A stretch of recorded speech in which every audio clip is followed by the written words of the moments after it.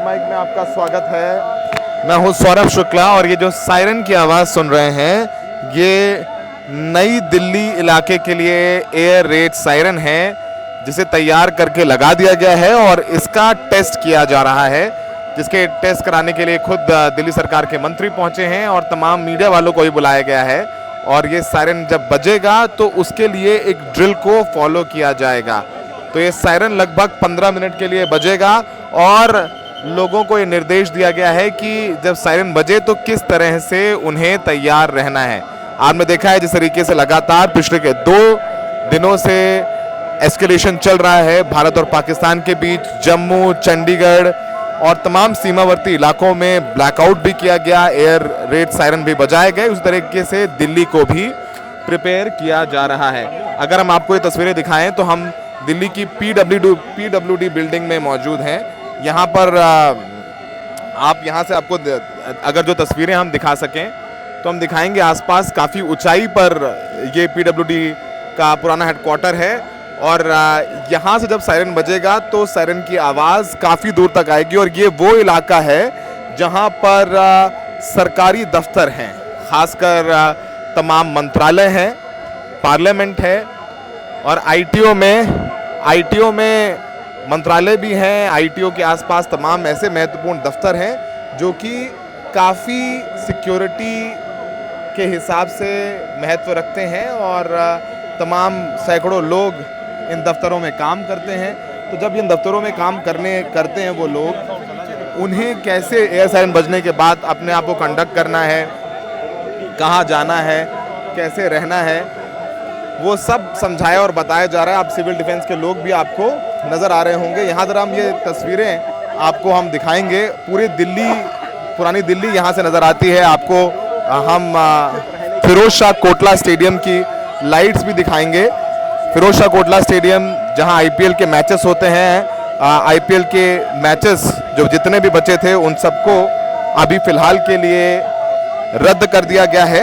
अगली तारीखें नहीं आई हैं। तो ये देखिए आपको ये पूरी दिल्ली जो है यहाँ से नज़र आएगी। तस्वीरें हम आपको दिखा रहे हैं। सामने आपको वो जामा मस्जिद नज़र आएगी, सामने आपको जामा मस्जिद नज़र आएगी, पुरानी दिल्ली का इलाका नज़र आएगा और फिरोज शाह कोटला स्टेडियम आपको नज़र आएगा। और ये सायरन इतनी तेज़ है कि दूर दूर तक सुनाई दे, ताकि जो लोग हैं जहां वो सुनाई दे वो लोग तैयारी कर सकें। ये आपको नजर आएगा वो पुरानी दिल्ली का जामा मस्जिद की आपको मीनारें नजर आ रही होंगी। ये जामा मस्जिद है पुरानी दिल्ली का। जहां लाइट्स हैं वो आपको फिरोज शाह कोटला स्टेडियम, जिसको अरुण जेटली स्टेडियम कहा जाता है, क्रिकेट स्टेडियम जहां आईपीएल के मैचेस होते हैं, आपको वो पूरा आउटर रिंग रोड का इलाका नजर आ रहा होगा, यमुना के किनारे किनारे। और जब इधर हम आपको लेकर के आते हैं, जब हम पीछे आपको लेकर के आते हैं, ये देखिए कितने बड़ा सायरन वो लगाया गया है, ताकि इसकी धमक जो है, इसकी आवाज है, वो कई किलोमीटर दूर सुनाई दे। और ये हम आपको दिखाते हैं जब ये सायरन बजेगा तो उसकी आवाज कहां कहां तक जाएगी। यहां हम आपको दिखाते हैं कि यहां से कौन कौन सी बिल्डिंगें हैं वो नज़दीक हैं। आपको ये देखिए सुप्रीम कोर्ट नज़र आएगा। जब ये एयर सायरन बजेगा तो सुप्रीम कोर्ट तक एयर सायरन की आवाज़ आएगी। उधर आपको जो ऊंची ऊंची बिल्डिंगें दिख रही हैं वो सब दफ्तर हैं, मंत्रालय हैं, जहां पर देश भर के अधिकारी आते हैं और नीति निर्धारण किया जाता है। तो ये जो पूरा इलाका है नई दिल्ली का, वो सुरक्षा की दृष्टि से काफ़ी महत्वपूर्ण है। यही वजह है कि इस पूरे इलाके की सबसे ऊंची बिल्डिंग पीडब्ल्यूडी का जो दफ्तर है, पुरानी पहले दिल्ली पुलिस का हेडक्वार्टर भी यहीं होता था, यहाँ पर ये बड़ा सायरन लगाया गया और यहाँ से सायरन बजा दिया गया है।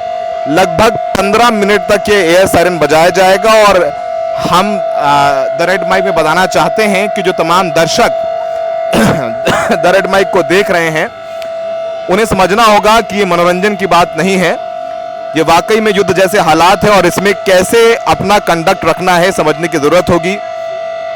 जब भी एयर सायरन हो, अभी दिन का वक्त है, लेकिन अगर दिन के वक्त में एयर सायरन हो तो तुरंत जहां पर भी हैं आप अपने घरों के अंदर जाएं। जो ऊंची बिल्डिंगों में हैं वो बेसमेंट के अंदर चले जाएं। आप अगर फ्लैट्स में रहते हैं तो बेसमेंट्स के अंदर चले जाएं। अपने आप को सुरक्षित जगहों पर ले जाएं। अफवाहों पर ध्यान मत दें। व्हाट्सएप फॉरवर्ड्स ना करें। चुपचाप जब तक एयर सायरन बंद नहीं होता है तब तक छुपे रहें। मेट्रो के नज़दीक हैं तो मेट्रो के जो अंडरग्राउंड जगह हैं वहां चले जाएं। और इसके अलावा अगर आप सड़क पर हैं तो कहीं गाड़ी किनारे लगा लीजिए, पेड़ के नीचे या कहीं भी जहां से आप ऊपर से स्पॉट ना किया जा सके। तो अगर रात का वक्त है तो तुरंत ब्लैकआउट कर दीजिए। अपने घरों में अगर आपके बिजली तो सरकार काट देगी, नहीं काटती है तो खुद बंद कर दीजिए। और अगर आप के घर में इन्वर्टर है तो आप अपना इन्वर्टर भी तुरंत बंद कर दें, जिससे कि बिजली जाते ही ऑटोमेटिक इन्वर्टर काम करने लग जाता है। और हमने देखा है कि लगातार जब ये मॉक ड्रिल्स हो रही हैं तो लोग सुरक्षित स्थानों पर जाने की बजाय वीडियोस बनाते नजर आते हैं, हम लोग रील्स बनाते हुए नजर आते हैं, सेल्फी खींचते हुए नजर आते हैं। तो वो सब नहीं करना है। बहुत जिम्मेदारी के साथ आप सबको अपना कंडक्ट रखना है। ये वाकई में युद्ध जैसी स्थिति है, सबको सजग रहना है और एक जिम्मेदार नागरिक बनना है। देखिए अब इस एयर सायरन को बंद किया गया है। लगभग 7 से 8 मिनट तक ये एयर सायरन चलता रहा और इसका टेस्ट किया जा रहा है कि अगर दिल्ली में एयर रेड जैसी स्थिति आती है तो खासकर ये इलाके जो काफ़ी संवेदनशील हैं, यहाँ से कुछ किलोमीटर दूर प्रधानमंत्री का दफ्तर भी है, राष्ट्रपति भवन भी है, हमने आपको तस्वीरें दिखाई, जामा मस्जिद भी है, सुप्रीम कोर्ट भी है, मेट्रो भी है। और ये तमाम वो सरकारी दफ्तर हैं जहाँ महत्वपूर्ण लोग काम करते हैं, यहाँ से नीति निर्धारण होता है। वो आप मेट्रो भी देखिए गुजरती हुई नज़र आ रही होगी आपको, तो आप समझ सकते हैं कि कितना महत्वपूर्ण ये इलाका है। और यहाँ पर PWD के दफ्तर पर सबसे ऊँचे जो दफ्तर है वहां पर एयर सायरन लगाया गया है ताकि ये एयर सायरन काफी दूर दूर तक लोगों को सुनाई दें और लोग सुरक्षित स्थानों पर चले जाएं। तो ये देश भर के लोगों को तैयार करने की कोशिश कर रही हैं तमाम सरकारें, क्योंकि जिस तरीके से एस्केलेशन हुआ है, पाकिस्तान भी जवाबी हमले करने की कोशिश कर रहा है, जिसे हमारी भारतीय सेना और भारतीय एयरफोर्स नेस्तो नाबूद कर रही है।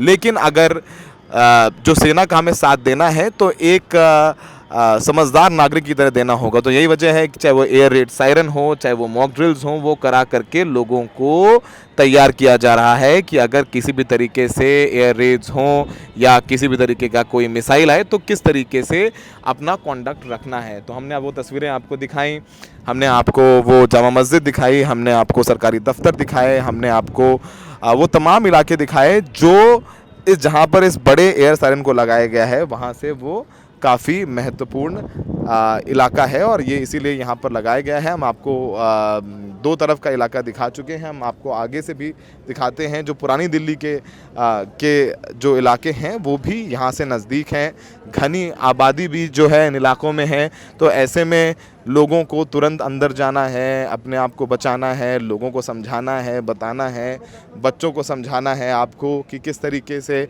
आपात स्थिति में अगर